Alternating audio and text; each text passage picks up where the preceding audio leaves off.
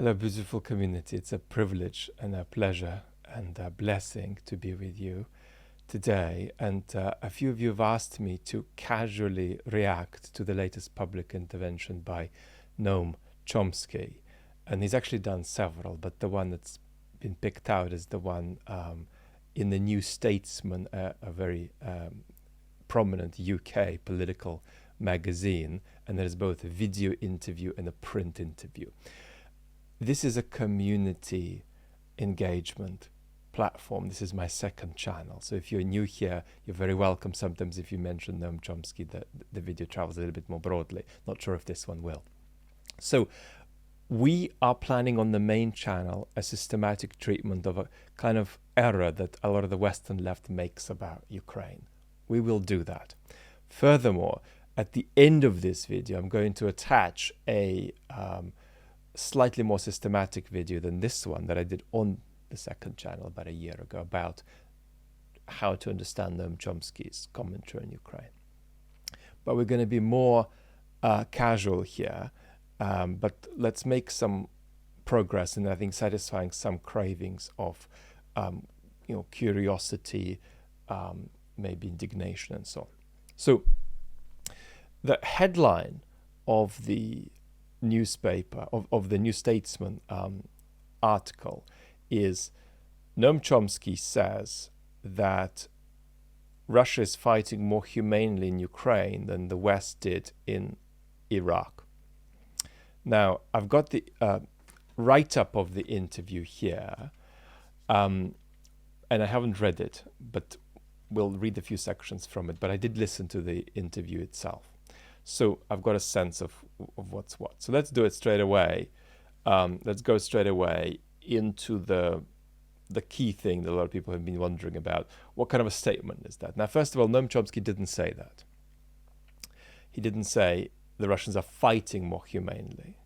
And this is what often happens with titles. What happened is that the lovely young man interviewing Chomsky asked him, could you clarify whether Russia is fighting more humanely in Ukraine than the US did in Iraq? And Noam Chomsky replies, I'm not implying it is obvious. So what that means is that we can be certain that Noam thinks that some such claim in that direction is right, but we can't be certain that Noam thinks that humane is the right word, that he thinks that it's a more humane war that Russia is conducting. We can't be certain about that, but I think that's probably true. That's probably true too. But again, he didn't say it, which means that he thinks something in that direction, but he may choose a slightly different word. So we need to be clear about that. Now, can a sort of highly intelligent, well-informed, well-read, privileged person with time on their hands understand the error in Noam's position? I don't think so, and that's why I'm going to clarify it for you.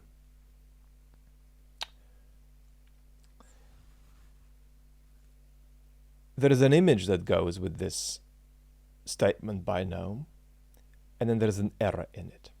The image is that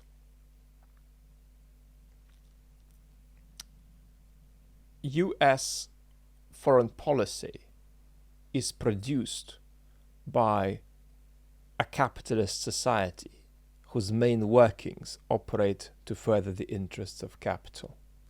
And therefore, US foreign policy is fundamentally about advancing the interests of capital behind the back of a deceived public. That's an image. What's the error? The error is that Noam's claim there is too functional. And that's to say that Noam has looked at consequences and has put into a single pot more direct and less direct consequences, and has put into a single pot various kinds of intent that were very mixed as though they were not mixed. And so the trouble with this functionalism is that even when it gets right that the United States is up to something ghastly and criminal, the United States has been up to a lot of ghastly and criminal things, ethically speaking, criminal things, we're not saying anything legal. Even when the United States is up to various kinds of ghastly things over recent decades, the wrong implication there is that folly,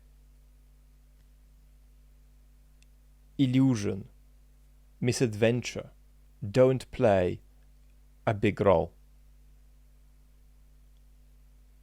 And so there is a functional explanation of what the United States is up to that implies that how you get from A to B to C is rather obvious and radically underplays the extent to which a lot of what the United States has done that's had disastrous consequences is a product of folly, right? And not the interests of the system being furthered, the system being this kind of capitalist entity that serves itself. This also comes out in Noam's remark that in this very interview that Finland's joining NATO to further its military-industrial complex, and that that's obvious. Right? And here is another word that's really important, the word obvious. Over the last 30 years, when I've looked at the same evidence that Noam has looked at, it's very often the case that he thinks that what he's seeing is clear and I don't at all. So something, and this is what we discussed in the video I'm going to link up at the end, something can be true without being obviously true. So that is the image that is erroneous, right? And then the error itself is a kind of functionalism, that you can just count up the direct and indirect civilian casualties caused by Russia's invasion of Ukraine and the US and British and so on invasion of Iraq. And then you can make judgments about the humanity of the interventions just on the basis of that.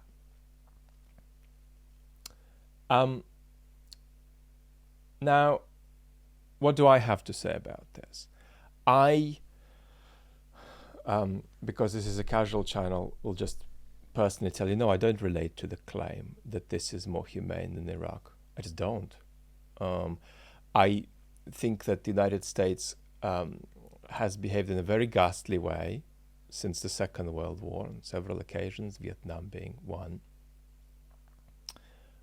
But Russia is far better than the United States in the 21st century at systematically bombing civilians. Russia is far better than the United States in the 21st century at systematically bombing hospitals. We've seen this in Syria. So I don't relate to this. But what else is missing from this claim? Well, it's the various kinds of species of intent. Putin isn't just after Ukraine. Putin wants to, in a certain way, overthrow the West. He wants to smash NATO. And here again, Chomsky accuses the West of a kind of Orwellian doublethink. He says, what are you talking about? How can it be that you're laughing constantly at Russia's incompetence to advance even 3 kilometers along a front close to its own border, and then you're talking about how Putin's Peter the Great is going to conquer all of Europe? And that is obviously absurd. Well, it's not obviously absurd, no.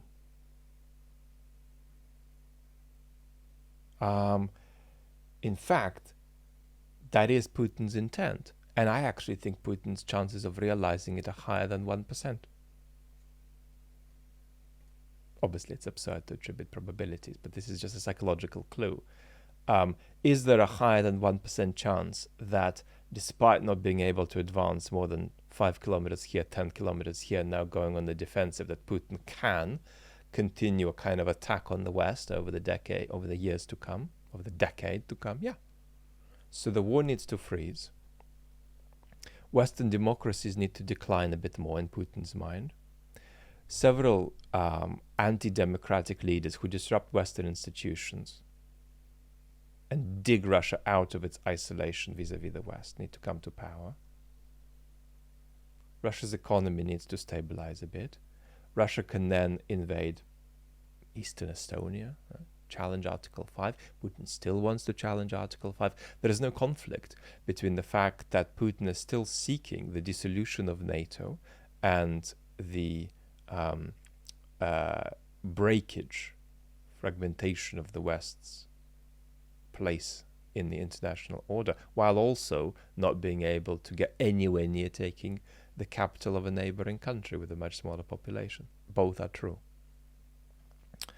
So let's read a little bit of what Noam says. When I asked Noam whether he was implying that Russia is fighting more humanely in Ukraine than in Iraq, Chomsky replied, "I'm not implying it, it's obvious." So again, I leave him a little bit of wiggle room to give a different word here instead of humane. And he goes on to say, take the casualties. All I know is that according to the official numbers, the UN numbers are about 8,000 casualties in Ukraine so far. How many casualties did we have in Iraq? Noam asks. And he goes on to say, when the US and the UK go to war, they go for the jugular. They destroy everything: communications, transportation, energy, shock and awe, anything that makes a society function.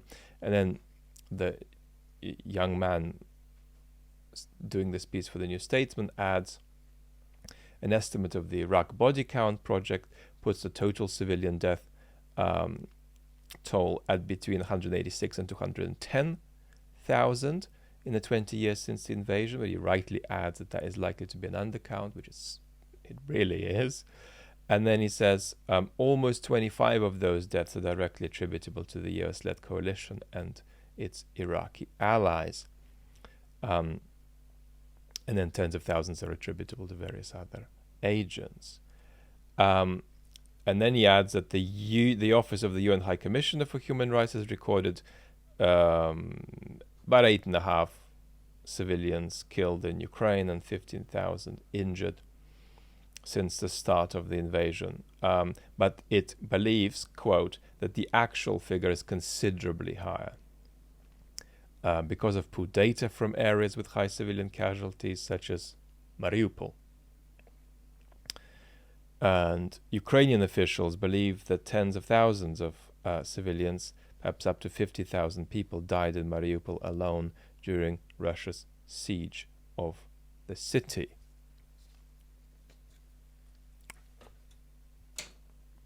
Now, a small philosophical remark about calculating war casualties. It's nearly impossible to draw a clear line here.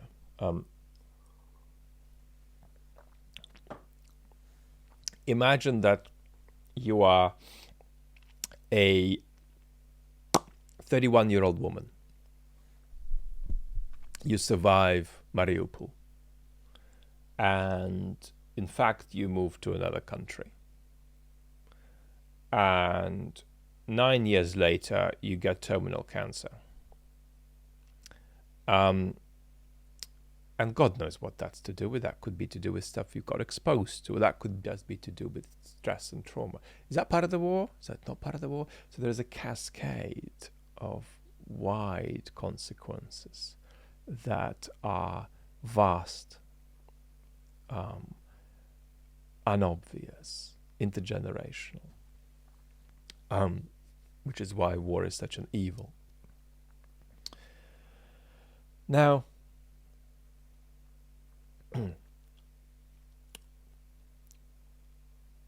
there are a couple of things worth noting. The first is that no evidence is available, because there just isn't any, that the Iraq War was backed by genocidal rhetoric. That came from the top, that came from the aggressor regime. But Russia's invasion of Ukraine is backed by genocidal rhetoric, and we've seen some applications of that in practice too. The second thing that we've already pointed out is that Russia was intending to grab Ukraine as a first step on a wider pattern of escalation against the West. This is not a conflict between ex-Soviet states, and I think that's one very important thing that Noam is struggling to see. He thinks it's obviously false. In other words, Noam thinks that the argument that I've made persistently on my main channel over the past year is obviously false. And I'm not impressed at all with that claim, partly because he doesn't know what he's talking about. He has very, very fragmented understanding of Russia based on enormous factual information that he's gathered, but he doesn't have a sense for what's going on the ground. He doesn't have a sense for what's going on in the Kremlin. The same goes for Ukraine.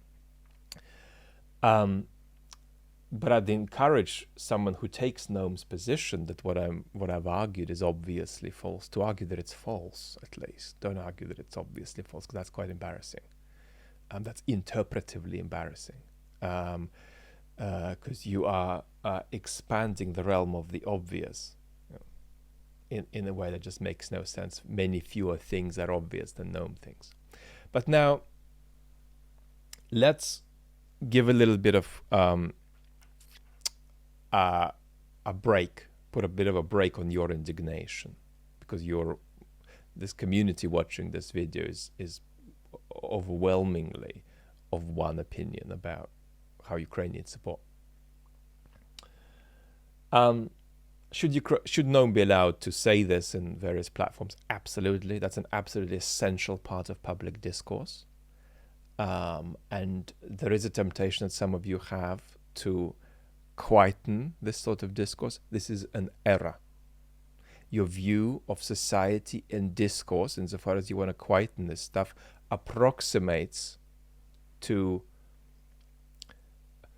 takes you more in the direction of Mr. Putin than away from the direction that Mr. Putin wants societies to go into.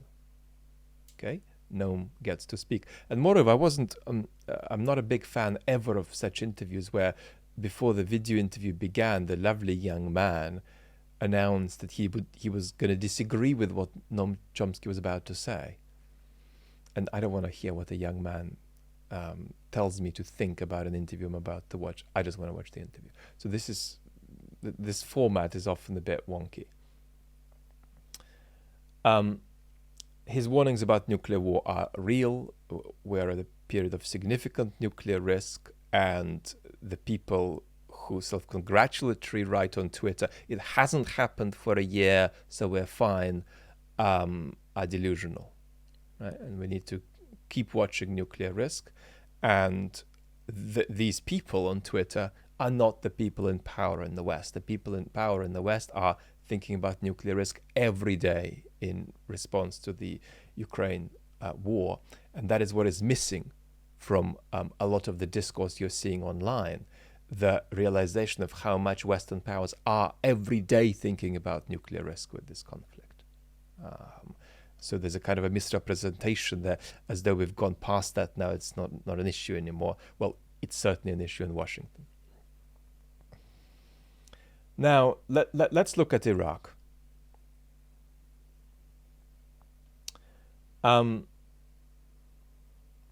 Now, is it possible to be, how easy is it to be a well-informed person who is decent and who has some imagination and support the Russia's invasion of Ukraine versus supporting the United States invasion of Iraq in 2003. I think that it's not really possible to support either, but it's much easier to be a decent, well-informed person with imagination and support the war in Iraq than support Putin's invasion of Ukraine, in my opinion. That's the opinion I recommend.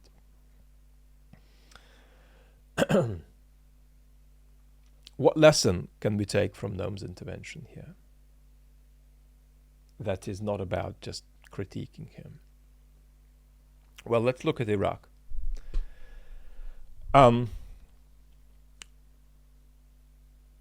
This was a unilateral invasion insofar as it didn't have UN Security Council backing. It was against an internationally recognized government. It included occupation and the insertion into a sovereign state of a vast military force. It was an optional war of aggression.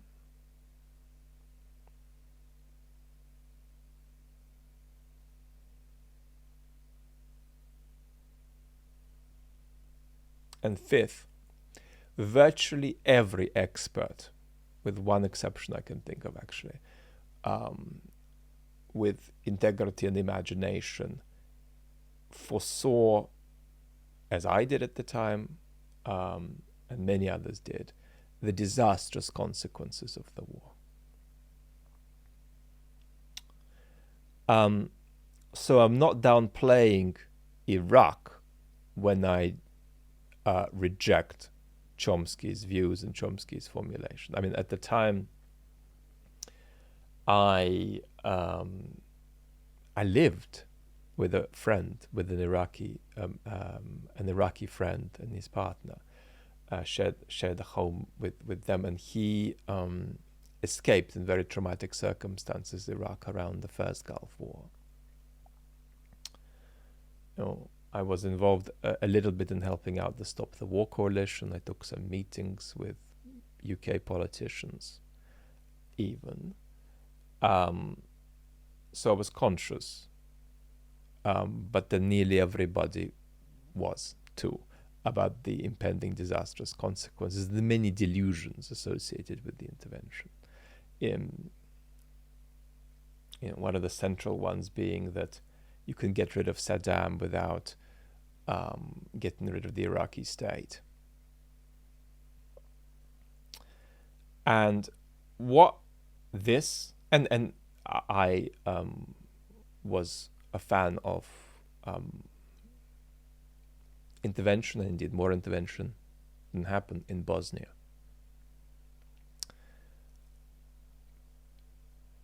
But what we've got now is that Iraq and the bombing of Belgrade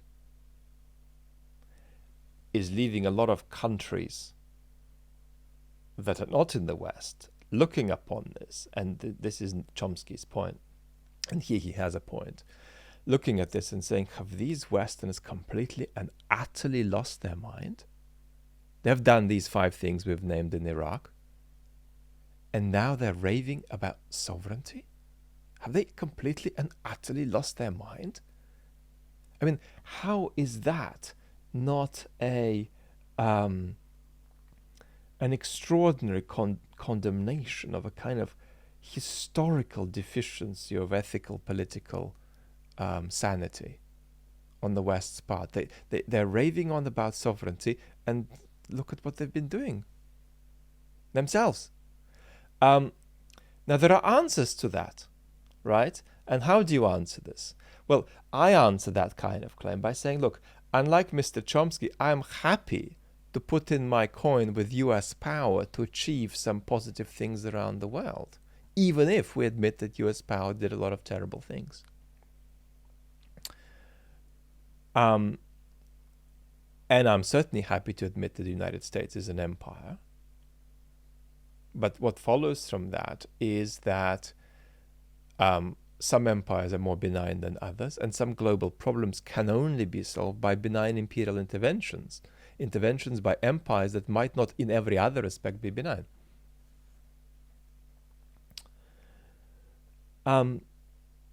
But quite certainly, if there were to be, which there isn't in all likelihood, a rearrangement of the international order after a bad defeat for Mr. Putin, it would be important for the West to stick much better than it has done to its own principles, which it wishes to require of the international order.